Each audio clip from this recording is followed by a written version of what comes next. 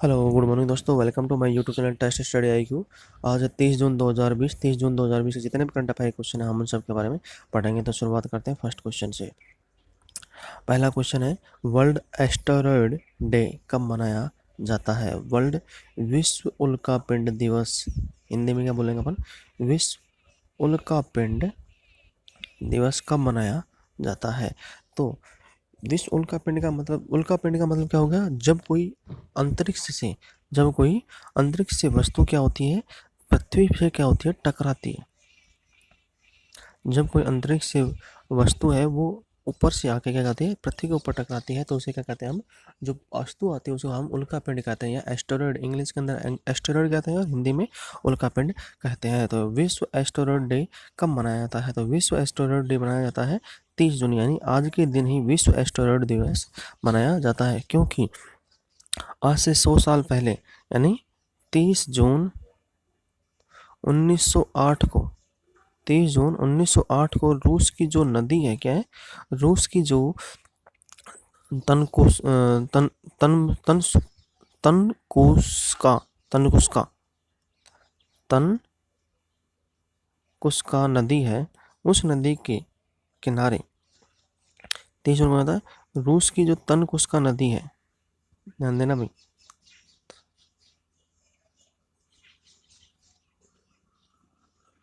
तनकुस्का नहीं,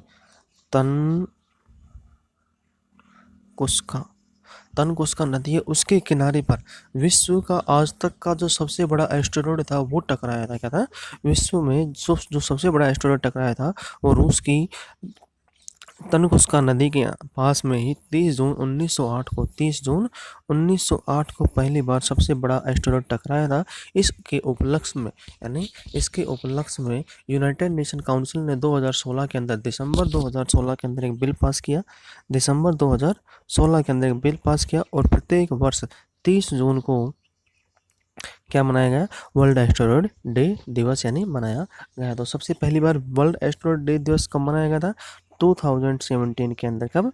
2017 के अंदर पहली बार मनाया गया था। और अब की बार कौन सा एस्टेरॉयड दिवस मनाया गया? चौथा एस्टेरॉयड दिवस मनाया जा रहा है। चौथा वर्ल्ड का विश्व एस्टेरॉयड डे यानी विश्व उल्कापिंड दिवस का चौथा फोर्थ संस्करण, क्या है, फोर्थ संस्करण मनाया जा रहा है। नेक्स्ट क्वेश्चन, हाल ही में किस राज्य के राज्यपाल को मध्य प्रदेश का अतिरिक्त कार्यभार सौंपा गया है? तो मध्य प्रदेश का अतिरिक्त कार्यभार किनको सौंपा गया है? जो उत्तर प्रदेश के राज्यपाल हैं, जो उत्तर प्रदेश के राज्यपाल हैं उनको ही मध्य प्रदेश का अतिरिक्त कार्यभार सौंपा गया है। इससे पहले भी उत्तर प्रदेश के जो मुख्यमंत्री हैं श्री आनंदीबेन पटेल जी, उनको मध्य प्रदेश का अतिरिक्त कार्यभार सौंपा जा चुका है। क्या है? सौंपा जा चुका है। तो यहाँ पे क्या है, जो मुख्यमंत्री हैं कहाँ के? उत्तर प्रदेश के, कौन है? श्री योगी आदित्यनाथ जी। और वहाँ के जो राज्यपाल है वो कौन है? श्री आनंदीबेन पटेल जी। श्री आनंदीबेन पटेल जी को क्या किया गया है? अतिरिक्त कार्यभार सौंपा गया है। किस राज्य का? मध्य प्रदेश राज्य का गवर्नर के जो मध्य प्रदेश के जो गवर्नर है श्री लालजी टंडन जी की क्या है, तबीयत खराब होने की वजह से ये कार्यभार श्री आनंदीबेन पटेल को क्या सौंपा गया है। नेक्स्ट क्वेश्चन, कौन से देश को विश्व बैंक ने शिक्षा के सुधार के लिए शिक्षा में सुधार करने के लिए 3,700 करोड़ रुपए की कर्ज की मंजूरी दे दी है? तो यह कौन सा देश है? अपना देश भारत के अंदर क्या है, अपने देश के भारत के अंदर विश्व बैंक ने शिक्षा में सुधार के लिए, शिक्षा में एक अच्छे तरीके से, सुचारू रूप से तरीके से चलाने के लिए, उसमें सुधार करने के लिए, उनमें इनोवेशन या जो कुछ भी चेंजेस कर सकते हैं उनको करने के लिए वर्ल्ड बैंक ने कितना रुपए लोन देने की घोषणा की है? 3,700 करोड़ रुपए की लोन देने के लिए घोषणा की है। अब ये 3,700 करोड़ रुपए है, ये कितने राज्य में लगा जाएगा? ये देश के 6 जो राज्य के 6 राज्यों के अंदर शिक्षा सुधारों के लिए कार्यक्रम में चलाया जाएगा। अब ये 6 राज्य कौन कौन से हैं? महाराष्ट्र हो गया, कौन सा हो गया? महाराष्ट्र हो गया, राजस्थान हो गया, क्या हो गया? राजस्थान हो गया, केरल हो गया। इसके अलावा जैसे राजस्थान, महाराष्ट्र, केरल, अरुणाचल प्रदेश, क्या है, अरुणाचल प्रदेश, केरल हो गया, राजस्थान हो गया, महाराष्ट्र हो गया और उसमें साथ में उड़ीसा हो गया। क्या हो गया, उड़ीसा हो गया। तो ये छह राज्य हैं, उनके अंदर ये शिक्षा सुधार कार्यक्रम चलाए जाएंगे। क्या है, चलाए जाएंगे। यहाँ पे अरुणाचल नहीं, हिमाचल प्रदेश है। क्या भाई, हिमाचल प्रदेश। देखो भाई, 6 राज्य कौन कौन से हैं? पहला हो गया महाराष्ट्र, दूसरा राजस्थान, तीसरा हिमाचल प्रदेश, केरल, केरल के बाद में क्या कौन सा हो गया, उड़ीसा। क्या हो गया, उड़ीसा हो गया। और साथ में देखो महाराष्ट्र हो गया और मध्य प्रदेश, एक कौन सा बच गया, मध्य प्रदेश बच गया। देखो क्या हो गया, मध्य प्रदेश। मध्य प्रदेश, हिमाचल प्रदेश, महाराष्ट्र, राजस्थान, केरल और उड़ीसा, इन 6 राज्यों के अंदर विश्व बैंक के द्वारा जो 3,700 करोड़ रुपए हैं वो दिए हैं, वो किसमें आएंगे, शिक्षा सुधार कार्यक्रम में लगाए जाएंगे। नेक्स्ट क्वेश्चन, केंद्र सरकार ने भारतीय आंतरिक सुरक्षा का हवाला देते हुए कितने चाइनीज एप्लीकेशन को क्या कर दिया, अभी बैन कर दिया। भारत सरकार ने अभी चाइना के जो 59 एप्लीकेशन, कितने 59 एप्लीकेशन उन्होंने क्या कर दिया, बैन कर दिया। क्योंकि क्योंकि जो चाइना के जो भी एप्लीकेशन आ रहे हैं, क्या है, जो भी एप्लीकेशन है वो भारत की जो आंतरिक सुरक्षा है, क्या है, आंतरिक सुरक्षा, उसके लिए क्या होंगे, बहुत बड़ा डैमेज साबित होंगे। क्योंकि अभी जो गलवान घाटी के अंदर जो जो झड़प हुई है सैनिकों के साथ में, उसके साथ में जो चाइना भी कर रहा है, चाइना क्या कर रहा है, जो इंडिया के जो भी बिजनेसमैन है उनका जो सामान है उनको एक्सपोर्ट जब करता है, यानी आयात, इंडिया जो सामान आयात करता है उसके ऊपर कहीं प्रॉब्लम क्रिएट बार बार कर रहा है। इंडिया के जो सामान है उसके ऊपर बार बार चाइना क्या कर रहा है, जो आयात कर रहा है उस सामान के ऊपर क्या कर रहा है, प्रॉब्लम क्रिएट कर रहा है। अब उस सामान में क्या कर रहा है, चाइना है वो डायरेक्ट चीन के पास में नहीं लेके जा रहा है, वो क्या कर रहा है, पहले उस सामान को हांगकांग भेज रहा है, हांगकांग से फिर वो चाइना लेके आ रहा है। तो इंडिया के जो सामान है उसमें क्या करें, अब जो टाइमिंग है वो लेट लग रहा है, इस वजह से, यानी जैसे टाइमिंग लेट पहुंचेगा तो वो जो भी सामान है उसके ऊपर कुछ भी अपना अपना एक्सक्यूज दे के उस पर कुछ भी क्या करता है, चेंजेस करता है। इस वजह से इंडिया ने भी अपना ये कदम उठाया। इसके साथ में जो चाइनीज ऐप है जो 59 चाइनीज ऐप हैं उनके बारे में मैं आपके बारे में आज एक वीडियो अपलोड कर दूंगा, उसके बारे में आप जाकर वहाँ पे देख सकते हैं भाई कौन कौन से चाइनीज ऐप इनके ऊपर क्या कर दिया है, बैन कर दिया। और इनमें जो सबसे मेन इंपॉर्टेंट है वो कौन सा है, टिकटॉक है, इसके अलावा यूसी ब्राउज़र है, डी रिकॉर्डर है। तो ये सब बहुत सारे एप्लीकेशन है, वीगो हो गया, कैम स्कैनर हो गया, तो ये सब क्या है, वहाँ पे प्रॉब्लम क्रिएट कर सकते हैं। नेक्स्ट क्वेश्चन, कौन से देश ने G7 में दक्षिण कोरिया के साथ 3 अन्य देशों को शामिल करने के लिए आपत्ति जताई है। तो यहाँ पे कौन सा देश है, जो जापान है, उसने क्या किया है, G7 में दक्षिण कोरिया के साथ 3 अन्य देशों को शामिल करने पर कर दिए आपत्ति जताई है। क्योंकि अभी अमेरिका ने क्या किया था, एक सुझाव दिया था, उसके अंतर्गत इन 3 देशों का करना था, उसके अंदर G7 के अंदर शामिल करने के लिए क्या करनी, बातचीत चल रही है, जिसमें कौन कौन से हैं, भारत हो गया, कौन से हो गए, भारत हो गया, दक्षिण कोरिया, रूस और ऑस्ट्रेलिया, इन सभी को क्या करना था, G7 के अंदर शामिल करने के लिए इसने क्या था, ऑस्ट्रेलिया ने क्या दिया, सुझाव दिया था, अमेरिका ने सुझाव दिया था, बट जापान ने G7 के जो देश हैं उन्होंने क्या कर दिया, इसको खारिज कर दिया। क्योंकि दक्षिण कोरिया का जो रूप है, उन्होंने इस वजह से दक्षिण कोरिया को क्या कर दिया है, आपत्ति जताई है कि दक्षिण कोरिया जो साउथ चाइना सी है, क्या साउथ चाइना सी है उस पर, और उत्तर कोरिया के ऊपर जो सीमा विवाद है, उत्तर कोरिया के साथ में जो भी डिस्प्यूट चलते हैं जापान के, उनके ऊपर खुलकर कभी क्या नहीं है, सामने कमेंट नहीं करता है, यानी स्पष्ट जो उसके व्याख्या है वो कभी नहीं देता है। इस वजह से उसने क्या किया, इसको आपत्ति जताई है। नेक्स्ट क्वेश्चन, भारत में विश्व का पहला हाईटेक स्टेडियम किस राज्य में बनाया जा रहा है। तो ये क्वेश्चन मैंने आपको कल भी बताया था, कल उसमें थोड़ी सी मिस्टेक हो गई थी, वहाँ पे मैंने बताया था मोहाली, कहाँ पे, मोहाली के अंदर। तो ये मोहाली के अंदर नहीं, मोहाली से 3 गुना बड़ा, यहाँ पे छोटी सी गलती हो गई थी, यहाँ पे मोहाली जो स्टेडियम है उससे 3 गुना बड़ा स्टेडियम बनाया जा रहा है। वो कहाँ पे, पंजाब की जो राजधानी, कहाँ पे, चंडीगढ़ में, कहाँ पे, पंजाब की जो राजधानी चंडीगढ़, वहाँ पे मोहाली से 3 गुना बड़ा स्टेडियम बनाया जा रहा है। और यह भी हमारे भारत का क्या होगा, भारत में विश्व का पहला हाईटेक स्टेडियम बनाया जा रहा है, तो वह कहाँ पे है, चंडीगढ़ के अंदर बनाया जा रहा है। और इसमें क्या होगा, जो मेन बात है उसमें क्या होगा, इसमें क्या है, जो मेन भारत के अंदर जो पहली बार 7 अंतर्राष्ट्रीय पिच होंगे, क्या होंगे? 7 अंतर्राष्ट्रीय पिच होंगे जिनके ऊपर सभी प्रकार के मैच खेले जा सकते हैं, यानी सातों पिच के ऊपर अंतर्राष्ट्रीय मैच खेले जा सकते हैं। आज के टाइम में क्या होता है, पिच अधिक बनाई जाती है, बट खेलने के लिए, अंतर्राष्ट्रीय मैच खेलने के लिए सिर्फ क्या होती है, 1 या 2 3 पिच होती है, सॉरी 1 या 2 या 3 पिच मैक्सिमम होती हैं। उसके अलावा बाकी पिचेस हैं वो एज ए प्रैक्टिस के लिए काम में ले जाते हैं। मोहाली से 3 गुना बड़ा स्टेडियम है, यानी 3 गुना जितना मोहाली है उतने 3 गुना बड़ा स्टेडियम है। इस स्टेडियम के अंदर 36,000 की क्या है कैपेसिटी, क्या है 36,000 की कैपेसिटी, 36,000 उसमें दर्शक दीर्घा में बैठ सकते हैं। क्या कर सकते हैं, दर्शक दीर्घा के अंदर बैठ सकते हैं। इसके अलावा भी इसके अंदर जो वर्षा, इसमें बारिश हो जाती है या धूप पड़ती है तो उसके अंदर भी क्या होगा, मैच यहाँ पे जारी रहेगा, मैच यहाँ पे जारी रहेगा। इसके साथ में यदि बारिश मैदान पे हो जाती है, क्या होती है, बारिश मैदान पे होती है तो आधे घंटे के अंदर, यानी 30 मिनट के अंदर अंदर यहाँ पे जो पिच है, ग्राउंड स्टाफ है, पिच है, इसके अलावा जो ग्राउंड है, उन सब को क्या करना है, सुखा देगा। यानी उनका जो ड्रेनेज सिस्टम है इस प्रकार से तैयार किया गया है कि 30 मिनट के अंदर अंदर उस मैदान को पूरे को पानी से खाली कर कर, यानी पानी निकाल कर उसका ड्रेनेज कर कर उसको खेलने लायक बनाया जाएगा। अब जो ये पानी है इसके अंदर क्या है, जो मेन जो हाईटेक है इसमें फैसिलिटी है वो क्या क्या है, जैसे भाई सूर्य की जो रोशनी है, क्या है, सोलर पैनल लगाए जाएंगे वो किसमें, जो स्टेडियम के जो ग्राउंड में जो बैठने के लिए आते हैं, क्या होता है, जो दर्शकों के लिए बैठने के लिए जो जगह होती है उसके ऊपर क्या लगाएंगे,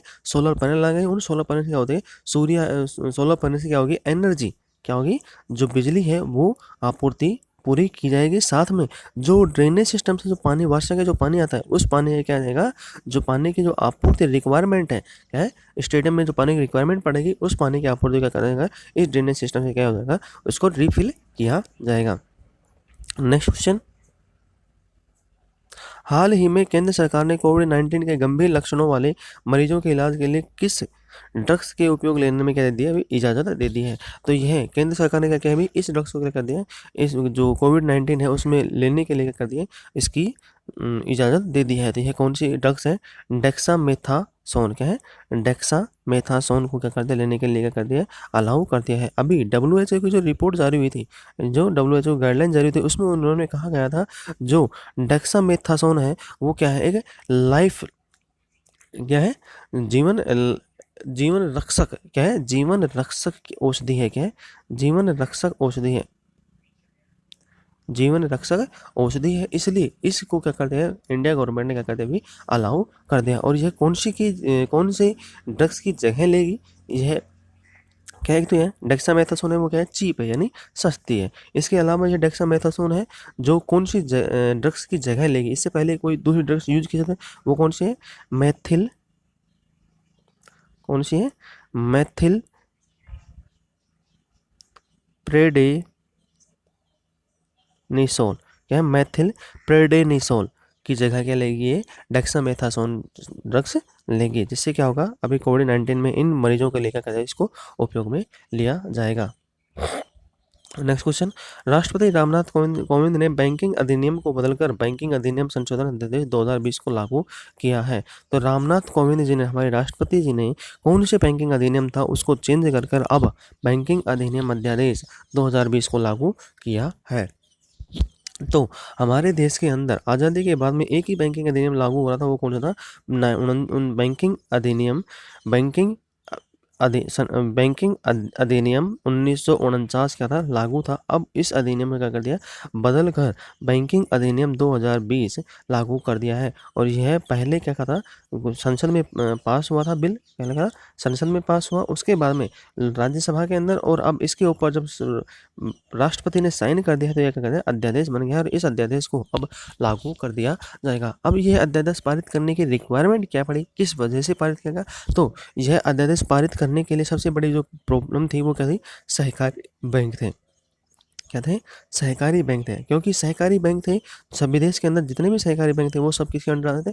उनकी राज्य सरकार की गवर्नमेंट के अंदर आते थे, राज्य सरकार के अंडर काम करते थे। बट अभी जो देखा गया है कि सहकारी बैंकों में जितना भी पैसा था वो कहीं ना कहीं क्या होगा, वहाँ पे जो कंज्यूमर है वो प्रॉब्लम फेस कर रहा था, इसलिए यह अध्यादेश लागू किया गया है। अब इस अध्यादेश को लागू करने के बाद में जो कोऑपरेटिव सोसाइटी बैंक है, क्या है? कोऑपरेटिव सोसाइटी बैंक है, वो सब किसके अंदर आ गए हैं? RBI, reserve bank of India के अंडर में काम करने लग गए हैं। क्या है? RBI, reserve bank of India के अंदर काम करेंगे। और इससे क्या होगा, लोगों के अंदर, यदि जब कोई बैंक आरबीआई के अंडर में काम करता है, क्या होता है? आरबीआई के अंडर में काम करता है, तो वहाँ पे उस बैंक में लोगों के प्रति जागरूकता बढ़ती है। साथ में ये कहा जाता है कि उनके पैसे क्या है? सुरक्षित हैं। क्या है? उनके पैसे सुरक्षित हैं। नेक्स्ट क्वेश्चन, देश के किस राज्य ने सबसे बड़े प्लाज्मा थेरेपी सुविधा केंद्र का क्या है? अभी उद्घाटन किया है? तो ये कौन से राज्य ने किया है? महाराष्ट्र राज्य सरकार ने क्या किया है? देश में सबसे बड़े प्लाज्मा थेरेपी सुविधा केंद्र का कर दिया, अभी उद्घाटन कर दिया है। और ये कहाँ पे किया गया है? यह बॉम्बे के अंदर किया गया है। कहाँ पे? मुंबई के अंदर किया गया है। अब इस प्लाज्मा थेरेपी में क्या होगा? ये सबसे बड़ा जो प्लाज्मा थेरेपी केंद्र, इसमें क्या होगा? जो लोगों से प्लाज्मा थेरेपी ली जाएगी, लोगों की ब्लड की जो प्लाज्मा थेरेपी प्लाज्मा है, क्या होगा? प्लाज्मा ले जाएंगे। और इस प्लाज्मा से क्या होगा? इस प्लाज्मा लेने के बाद में, ब्लड के अंदर से प्लाज्मा निकालने के बाद में, उस प्लाज्मा का क्या होगा? कोविड-19 के लिए, क्या है? कोविड-19 के लिए यूज करके प्लाज्मा थेरेपी के अंतर्गत उसको यूज करके मरीज पेशेंट को क्या जाएगा? ठीक किया जाएगा। नेक्स्ट क्वेश्चन, कौन सी राज्य सरकार ने मुख्यमंत्री मातृ पुष्टि उपहार योजना का क्या है? शुभारंभ किया है? तो ये कौन सी राज्य सरकार है? त्रिपुरा राज्य सरकार ने अभी क्या किया है? मुख्यमंत्री मातृ पुष्टि उपहार योजना क्या है? शुरुआत की है। और वहाँ के जो राज्य के समाज कल्याण एवं सामाजिक मंत्री हैं, श्री संताना चकमा जी, क्या है? श्री संताना चकमा जी, उन्होंने इसकी क्या कही है? अभी घोषणा की है। अब इस मुख्यमंत्री मातृ पुष्टि उपहार योजना की जरूरत क्या पड़ गई? क्योंकि जो हमारे उत्तर पूर्वी जो राज्य हैं उनके अंदर क्या होती है इतनी, क्योंकि वहाँ पे क्या होता है, जंगल है, फॉरेस्ट ज़्यादा है, और वहाँ पे जितने भी स्टाफ की टीम आती है, वहाँ पे कुछ प्रॉब्लम्स क्रिएट होती है जंगलों के अंदर, सभी के अंदर नहीं पहुँच पाते। इसलिए उनकी सुरक्षा करने के लिए, लोगों की सुरक्षा करने के लिए, लेडीज़ की सुरक्षा करने के लिए, और मातृ मृत्यु दर क्या है? मातृ मृत्यु दर और शिशु मृत्यु दर को दोनों को कम करने के लिए ये क्या कहते हैं, यह योजना चालू की गई। इसके अंतर्गत क्या होगा? 40,000 महिलाओं को क्या होगा? लाभ पहुँचा जाएगा। क्या हो जाएगा? 40,000 महिलाओं को लाभ पहुँचा जाएगा। साथ में क्या होगा? महिलाओं को कुपोषण से बारे में, महिला कुपोषण है उनके बारे में उनको नॉलेज प्रोवाइड करवाई जाएगी। साथ में उनको कुपोषण से बचाकर जो महिलाओं के लिए उपयुक्त जो सामग्री है, प्रसव पीड़ा समय के अंदर, उनको वो क्या करा जाएगा? उनके बारे में जानकारी प्रोवाइड करवाई जाएगी। नेक्स्ट क्वेश्चन, किस राज्य में हरिता हरम कार्यक्रम का क्या गया है? शुभारंभ किया गया है? तो हरिता हरम कार्यक्रम का शुभारंभ कहाँ गया है? तेलंगाना राज्य सरकार में हरिता हरम कार्यक्रम का है शुरुआत किया गया है। तो तेलंगाना के राज्यपाल कौन है? यहाँ पे मुख्यमंत्री कौन है? यहाँ पे श्री चंद्रशेखर राव जी ने यह क्या गया घोषणा की है। और यह कौन सा चरण है? हरिता हरम का यह छठवां संस्करण है। क्या है? सिक्स्थ संस्करण है। क्या है? 6 संस्करण है। अब ये देखो भाई, हरिता हरम अब 6 संस्करण है, बट हरिता हरम होता क्या है? हरिता हरम ये होता है कि जैसे ही बारिश आती है, क्या होता है? जैसे ही बारिश आती है, मानसून आता है, तो यहाँ पे प्रत्येक साल में क्या होगा? प्रत्येक वर्ष एक हरिता हरम कार्यक्रम लॉन्च किया जाता है, कार्यक्रम मनाया जाता है। इसके अंदर क्या होगा? 30 करोड़ से अधिक पौधे लगाए जाएंगे। लोगों को पौधों के प्रति, पर्यावरण के प्रति जागरूकता फैलाने के साथ में उनको पर्यावरण के प्रति वर्षा के टाइम में उनको पेड़ पौधे लगाने के करना है, उनको प्रोत्साहन करना है। तो इसके लिए पेड़ पौधे लगाने के लिए इस दिवस को क्या कहते हैं? हरिता हरम कार्यक्रम का शुभारंभ किया जाता है। तो यह हरिता हरम कार्यक्रम सबसे पहले कब मनाया गया था? 2015 में सबसे पहले बनाया गया था। Next question, India ratings and research का चालू वित्त वर्ष 2020-21 में भारतीय अर्थव्यवस्था में कितने प्रतिशत संकुचन का अनुमान लगाया है? अभी इंडिया रेटिंग्स एंड रिसर्च ने क्या किया है? जो अभी चालू वर्ष है इंडिया का 2020-21, इसके अंदर कितनी परसेंट अर्थव्यवस्था क्या हो जाएगी? सिकुड़ जाएगी, यानी कम होने का अनुमान है। तो यहाँ पे कितने परसेंट हो सकता है? 5.3% जो रेटिंग है, क्या 5.3% रेटिंग क्या करना है, प्रतिशत क्या होते हैं, कम होने का अनुमान लगाया है। किसने? India rating and research centre ने। इसके साथ में उन्होंने ये बताया भी है कि इस वर्ष 5.3% क्या होगा, नीचे जाएगा, बट 2021-22 के अंदर भारत की जो अर्थव्यवस्था है वो कितना परसेंट बढ़ेगी, वो 5 से 6% क्या होगी, बढ़ेगी। क्या होगी? इस वर्ष जितना कम होगा उसका ही उतने के समथिंग में क्या होगा, अगले वर्ष वो क्या करेगी, बढ़ जाएगी। नेक्स्ट क्वेश्चन, किस देश की अध्यक्षता में वित्तीय कार्रवाई बल फाइनेंशियल एक्शन टास्क फोर्स की बैठक आयोजित की गई है? अभी अब वर्ल्ड के अंदर, विश्व के अंदर सबसे क्या होगा, फाइनेंशियल एक्शन टास्क फोर्स की बैठक आयोजित की गई। यह कौन से देश की अध्यक्षता में की गई? यह चाइना की अध्यक्षता के अंदर, चीन की अध्यक्षता के अंदर इसको क्या किया गया, इसको आयोजित किया गया था। अब यह फाइनेंशियल एक्शन टास्क फोर्स है, इसकी बैठक आयोजित क्यों की गई थी? क्योंकि इसका जो उद्देश्य था, इसका जो मेन उद्देश्य था वो किसके लिए था? आतंकी जो वित्त पोषण है, क्या है, आतंकियों को जहाँ से भी फंडिंग मिल रही है उनको क्या करना है, वर्ल्ड के अंदर रोकथाम करनी है, और आतंकवाद को क्या करना है, आतंकवाद के विरुद्ध एक साथ खड़े होकर आतंकवाद को क्या करना है, रोकना है। तो इसलिए क्या है, इसलिए यह टास्क फोर्स क्या कहती, कार्यवाही बल क्या कहना, आयोजित कार्यवाही बल को क्या क्या बनाया गया था। तो यह कब इसका गठन हुआ था? वित्तीय कार्यवाही बल है, financial task action task force का गठन कब हुआ था? 1989 के अंदर इसका क्या हुआ था, गठन हुआ था। उसके बाद में रेगुलरिटी के साथ में इन चीज़ों के बारे में, क्या जानने के बारे में ऑब्जर्व किया जा रहा है, उनके प्रति क्या कहते हैं, कदम उठाए जा रहे हैं। नेक्स्ट क्वेश्चन, भारत की किस विमानन कंपनी के लिए बोली लगाने की समय सीमा केंद्र सरकार ने फिर से बढ़ाकर 31 अगस्त कर दी है? अभी एयर इंडिया को क्या है, एयर इंडिया को जो विमानन कंपनी है एयर इंडिया की, उसकी बोली लगाने की क्या है, समय सीमा उसको बढ़ाकर 31 अगस्त कर दिया था। पहले इसकी अगर समय सीमा थी वो फरवरी थी, क्या है, पहले फरवरी थी, फिर उसको बढ़ाकर क्या कर दिया, अप्रैल किया, क्या है, अप्रैल में किया, फिर 30 अप्रैल तक किया, फिर 30 अप्रैल के बाद में दोबारा इसको बढ़ाकर 30 जून तक किया, और अब इसको बढ़ाकर कितना कर दिया है, 31 अगस्त तक कर दिया है। जिससे क्या है कि जो भी बोली लगाकर एयर इंडिया को जो प्राइवेटाइजेशन कर रहे हैं एयर इंडिया का, तो उसमें क्या करना, पार्टिसिपेट ले सकते हैं। अब यहाँ पे जो मेन बात है वो क्या है कि एयर इंडिया का ही प्राइवेटाइजेशन हो रहा है। अब जो इंडिगो वो भी प्राइवेट है, स्पाइस जेट वो भी प्राइवेट है, जेट एयर भी क्या है, तीनों प्राइवेट हैं। बट जो गवर्नमेंट की जो है एयर इंडिया क्या होती है, जो केंद्र के अंदर यानी केंद्र सरकार के अंदर काम करती है एयर इंडिया, उसमें बाकी सब वही चलता है। बट जैसे कोई रेस्क्यू ऑपरेशन चलता है तो free of cost air India उसका क्या करती है, काम करती है। तो एयर इंडिया का प्राइवेटाइजेशन करके, यानी प्राइवेटाइजेशन करके उसमें क्या होगा, पैसा इन्वेस्ट किया जाएगा, और उसकी जो तकनीकी है, उसके अलावा उनकी जो फैसिलिटी है वो क्या करें, सुचारू रूप से चालू किया जाएगा। आज के लिए इतना ही। यदि आपको हमारा लेक्चर पसंद आता है तो आप इसे लाइक करें, शेयर करें, कमेंट करें, सब्सक्राइब करें। सब्सक्राइब के साथ में जो बेल आइकन है उसको प्रेस करना ना भूलें। जब भी कोई वीडियो अपलोड होगा तो आपके पास में नोटिफिकेशन पहुंच जाएगा, जिससे आप उस वीडियो को जाकर विजिट करें और वहाँ पे आके देखें। यदि कोई डाउट है तो आप हमें कमेंट बॉक्स में लिखें, जिससे हम आपके बारे में उस जो डाउट है, आपका जो क्वेश्चन से क्वेरी है, उसके बारे में इन्फॉर्मेशन प्रोवाइड करवा सके। आज के लिए इतना ही, धन्यवाद।